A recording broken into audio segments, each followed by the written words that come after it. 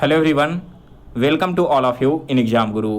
दोस्तों, सबसे पहले तो एक इम्पॉर्टेंट इन्फॉर्मेशन आप सभी को देनी है।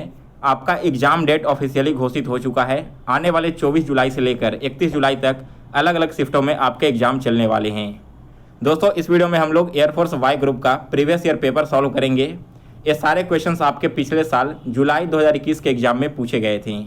इस वीडियो को देखने के बाद आपको आइडिया लग जाएगा कि आपके एग्जाम में क्वेश्चंस के लेवल क्या होते हैं और फिर उसी बेसिस पे आप अपनी तैयारी स्टार्ट करना। अगर आप इन सारे क्वेश्चंस का पीडीएफ डाउनलोड करना चाहते हो तो पीडीएफ आपको examgurujob.com पर मिल जाएगा। इस पीडीएफ का डायरेक्ट लिंक मैंने वीडियो के डिस्क्रिप्शन बॉक्स में दे दिया है। इसके अलावा दोस्तों, जिन लोगों ने अभी तक हमारे टेलीग्राम ग्रुप को ज्वाइन नहीं किया है तो टेलीग्राम ग्रुप का लिंक आपको वीडियो के डिस्क्रिप्शन बॉक्स में दिया गया है, उस पर क्लिक करके ज्वाइन कर लें। वहाँ पर आपको सारे पीडीएफ एंड स्टडी मटेरियल्स दिए जाएंगे। चलिए इसके बाद देखते हैं कौन कौन से क्वेश्चन पिछले साल पूछे गए थे। तो इनमें से पहला क्वेश्चन आपका है, Hima Das is related to which sport, यानी कि हिमा दास किस खेल से संबंधित है। दोस्तों, वे संबंधित है स्प्रिंट रेस से। और यहाँ पर हिमा दास से रिलेटेड एक और इम्पॉर्टेंट क्वेश्चन बनता है कि उनका निक नेम क्या है। दोस्तों, हिमा दास को ढिंग एक्सप्रेस के नाम से भी जाना जाता है, तो यह भी आप लोग याद रखना। इसके बाद सेकंड क्वेश्चन देखेंगे। दूसरा क्वेश्चन आपका पूछा गया था, विनर ऑफ ऑस्ट्रेलियन ओपन 2019, ठीक है, 2019 का ऑस्ट्रेलियन ओपन का खिताब किसने जीता है। तो यहाँ पर आपका स्पोर्ट्स से रिलेटेड क्वेश्चन जितने भी बनते हैं दोस्तों, वो आपके एग्जाम के लिए बहुत इंपॉर्टेंट है। इसमें भी खास करके आपके ऑस्ट्रेलियन ओपन होते हैं, विंबलडन ट्रॉफी वगैरह होती है। तो इस तरह के जो स्पोर्ट्स इवेंट हुए हैं उनके विजेता का नाम आपको याद होना चाहिए।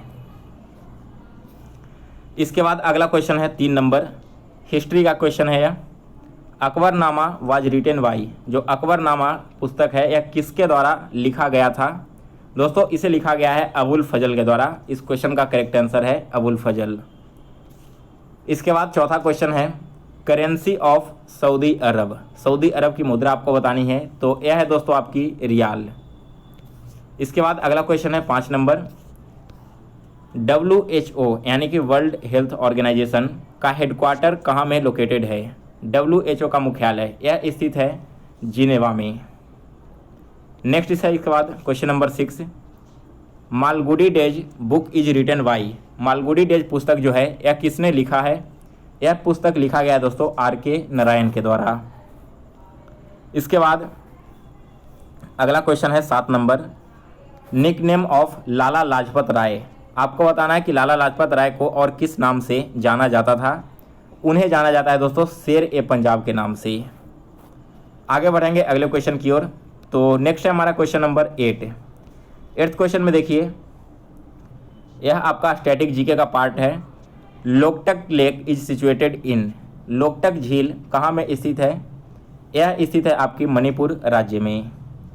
नेक्स्ट है इसके बाद question number 9th, which planet is known as red planet, यानी कि लाल ग्रह के नाम से किस ग्रह को जानते हैं। तो करेक्ट आंसर है दोस्तों मंगल ग्रह। इसके बाद अगला क्वेश्चन है 10 number, who is the head of NITI Aayog, यानी कि नीति आयोग के वर्तमान में अध्यक्ष कौन है। दोस्तों, आपको बता दूं कि नीति आयोग जो है इसके हेड हमारे देश के प्रधानमंत्री होते हैं। तो करेक्ट आंसर इस क्वेश्चन का नरेंद्र मोदी। आगे बढ़ते हैं अगले क्वेश्चन की ओर। नेक्स्ट क्वेश्चन है 11th नंबर, लोकसभा सदस्य बनने के लिए न्यूनतम आयु सीमा क्या है, यानी कि दोस्तों लोकसभा के मेंबर बनने के लिए आपकी मिनिमम एज कितनी होनी चाहिए। तो करेक्ट आंसर है 25 ईयर्स। लेकिन वही राज्यसभा के अगर आप मेंबर बनना चाहते हो तो इसके लिए मिनिमम एज क्राइटेरिया आपकी 30 ईयर्स की होनी चाहिए। आगे बढ़ते हैं, अगला क्वेश्चन देखते हैं, क्वेश्चन नंबर 12, कांग्रेस के पहले अध्यक्ष कौन थे। दोस्तों, इंडियन नेशनल कांग्रेस, इसके पहले अध्यक्ष थे WC बनर्जी। बात करते हैं इंडियन नेशनल कांग्रेस की, तो इसकी स्थापना 1885 में हुई थी। और स्थापना किसके द्वारा किया गया था, तो एओ ह्यूम के द्वारा इसकी स्थापना की गई थी। यहाँ पर दोस्तों 1885 में इसकी स्थापना कहाँ हुई थी, यह भी क्वेश्चन आपसे पूछ लिया जा सकता है। तो इंडियन नेशनल कांग्रेस की स्थापना संस्कृत तेजपाल विद्यालय मुंबई में हुई थी, जिसे उस समय बॉम्बे के नाम से जाना जाता था। चलिए अब आगे बढ़ते हैं अगले क्वेश्चन की ओर। नेक्स्ट है क्वेश्चन नंबर 13, अशोक को बौद्ध धर्म अपनाने के लिए किसने प्रेरित किया था। अशोक को बौद्ध धर्म अपनाने के लिए यह प्रेरित किया था एक बुद्धिस्ट मॉन्क ने, जिसका नाम है उपगुप्त। इस मॉन्क का नाम है उपगुप्त, इसे आप लोग याद रखना। नेक्स्ट है इस बात क्वेश्चन नंबर 14, मिडनाइट सन जिसे आप कहोगे 24 आवर्स सूरज, यानी कि कभी भी वहाँ पर रात ना हो, किसे कहा जाता है? तो यह कहा जाता है दोस्तों नॉर्वे को। इसके बाद अगला क्वेश्चन है 15 number, assembly language is also known as, जो असेंबली लैंग्वेज है कंप्यूटर भाषा में, इसे और किस नाम से जाना जाता है? इसे हम जानते हैं मशीन लैंग्वेज के नाम से। इसके बाद अगला क्वेश्चन है 16 नंबर, न्यूक्लियर रिएक्टर में हैवी वाटर का उपयोग किया जाता है, इसका रीज़न क्या है? दोस्तों न्यूक्लियर रिएक्टर में हैवी वाटर का उपयोग किया जाता है कूलेंट के रूप में या फिर न्यूट्रॉन मॉडरेटर के रूप में। अगर हम बात करें हैवी वाटर की तो इसका फॉर्मूला होता है D2O। आगे बढ़ेंगे अगले क्वेश्चन की ओर। नेक्स्ट है क्वेश्चन नंबर 17, टिहरी डैम किस नदी के ऊपर में बना हुआ है? दोस्तों यह डैम बना हुआ है भागीरथी के नदी के ऊपर में, और किस राज्य में स्थित है? तो उत्तराखंड राज्य में स्थित है। इसके बाद अगला क्वेश्चन है 18 नंबर, रानी रामपाल किस खेल से जुड़ी हुई है? दोस्तों रानी रामपाल वे रिलेटेड हैं हॉकी से। नेक्स्ट है क्वेश्चन नंबर 19, कोणार्क सूर्य मंदिर का निर्माण किसने करवाया था? दोस्तों कोणार्क का सूर्य मंदिर, इसका निर्माण करवाया गया है नरसिंह देव प्रथम के द्वारा। इसके बाद अगला क्वेश्चन है 20 नंबर, मोबाइल बैटरी में किस धातु का उपयोग किया जाता है? हमारे मोबाइल की जो सेल होती है, जो बैटरी उसके अंदर लगा होता है, इसमें उपयोग किया जाता है लिथियम। आपने बैटरी के ऊपर में देखा कि होगा, लिखा हुआ होगा लिथियम मेड बैटरी।